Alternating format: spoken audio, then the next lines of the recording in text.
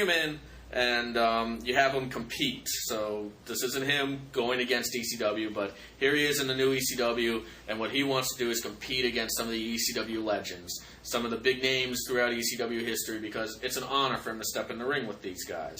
It's an honor to be able to get in the ring and wrestle these guys. So he's a real Boy Scout coming in. Yeah, coming in. So what you do is I'd have him for the first month or so, put him over some of the ECW originals with some credibility, like Just Incredible. You could even stretch that out for a couple of weeks. Balls Mahoney, too, who I think that CM Punk and Balls Mahoney could have a good match. Mm-hmm. C.W. Anderson, who isn't on the original roster, but you can, it's TV. You can bring him in for a shot. And CW is a guy who I would have loved to have done more with in ROH and even FIP. And we tried to bring him to FIP, and it just didn't work out. It's just the stars were never in alignment for C.W. Anderson and myself. But he's a phenomenal talent, and he's a guy that would have been a top player in ECW if it had continued back in 2001. So him and Punk could have a really good match.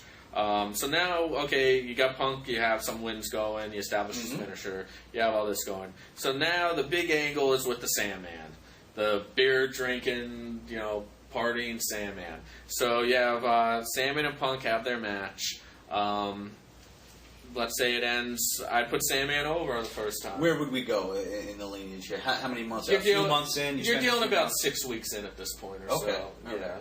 So about about 5 to 8 weeks, somewhere around there. So let's say 6 weeks. All right. So Sandman and Punk have their match. You put some brawling elements in there because Sandman needs it. And then Sandman goes over, maybe using a Singapore cane or something. But Sandman's your big baby face. So at the end, he goes, you know what? You belong here, kid. Let me give you a toast. Takes the beer, toasts himself. The beer goes splashing on Punk. You've established the integrity of Punk's beliefs at that point. Punk flips out, kills Sandman. You do some heavy angle there where he destroys him somehow. Mm-hmm. So now you have your big angle with Sandman and Punk that you can run at the house shows when they start in a few more weeks.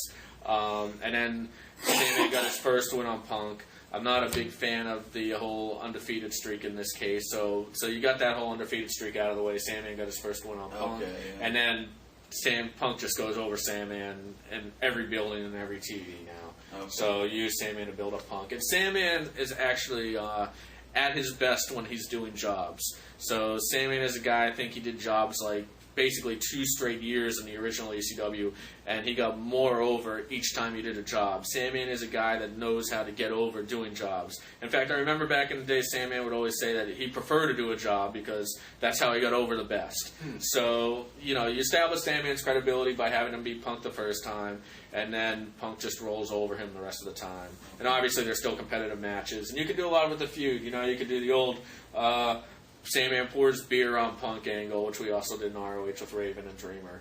And, you can have Punk lay him out time and time again, and Sandman keeps coming back. So you can build up a lot of heart there and get Sandman over as well.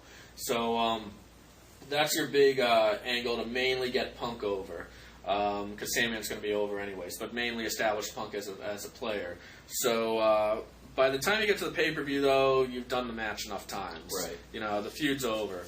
So then you go to who's known Mr. 420, RVD, who's known as a partier right there. So your big pay-per-view match that you're building for, too, is Punk and RVD, because RVD is the epitome of the old ECW and the partying and Mr. 420. That's what he was known as. So you have Punk and RVD, and I would actually start that a few months before the pay-per-view, maybe about 8 to 10 weeks out or so. Okay. So you could build up some big angles there. Basically the same thing where Punk lays out RVD and RVD coming for revenge. And the blow-off for that would be bring back an old ECW original gimmick match, a Stairway to Hell at the pay-per-view. Because you need gimmick matches at the pay-per-view. Yeah. And the Stairway to Hell was always a big gimmick match that wasn't really too overexposed.